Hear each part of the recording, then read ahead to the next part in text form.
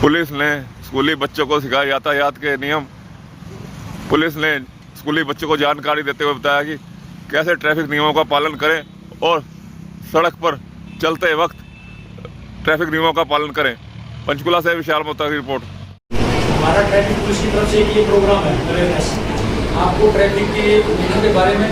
तो दूसरा ये जिनकी महापुरुष की हमने तस्वीर लगाई है, पीछे प्रतिमा लगाई है, इनके बारे में थोड़ा बहुत आपको ज्ञान देने के लिए, बताने के लिए, ताकि आप अपनी लाइफ में आगे इनके जो अचीवमेंट हैं लाइफ की उनसे कुछ सीखें और लाइफ में कामयाब हो। ये देखिए तस्वीर आपने,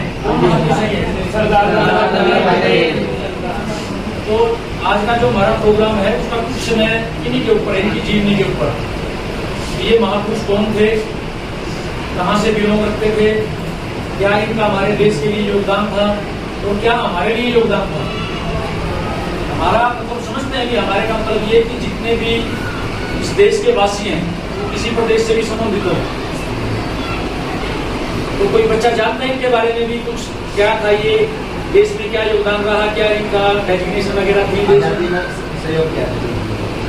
आजादी में तो खैर सारे महापुरुषों ने किया था सहयोग। ये हमारे देश के पहले उप प्रधानमंत्री और गृह मंत्री रहे। समझते हैं आपको, हमारा देश कब आजाद हुआ था?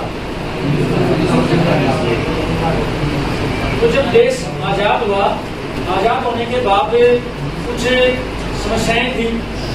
इतना बड़ा देश था, इसको एक साथ लेके चलना था। एक संविधान, एक नियम, एक झंडे के लिए भी काम करना था कि पूरा देश एक नियम से चले, सबको समान जो है नियम हो सबके लिए, इसके साथ छुआछूत, जातिवाद या कोई इस प्रकार की विचारधारा ना हो, यानी कि इंसान एक समान। तो ये जो विचारधारा थी, ये विचारधारा लेके चले थे हमारे सरदार वल्लभ भाई पटेल। अब ये आता है कि जब हम इनके नाम के बारे में बात करते हैं कि सरदार, तो जो सरदार शब्द है, तो सरदार शब्द किसके लिए उपयोग होता था? एक समूह में जो प्रमुख लीडर कह देते हैं जिसको, उस लीडर जो वर्ड है, पुराने समय में, जिन समय में ये महापुरुष का जन्म हुआ था, जो इनके जीवन सार है, तो उस समय जो इनकी उपलब्धियां थी, इनके गुण थे, इनकी विशेषताएं थी, उनको देखते हुए इनको सरदार की उपाधि दी गई थी। और एक दूसरी उपाधि है इनकी लौह पुरुष की, समझते हो, आयरन मैन, एक मजबूत व्यक्तित्व के धनी, एक ऐसा व्यक्ति इतना मजबूत की विचारधारा जिसने पूरे देश को एक सूत्र में पिरोया।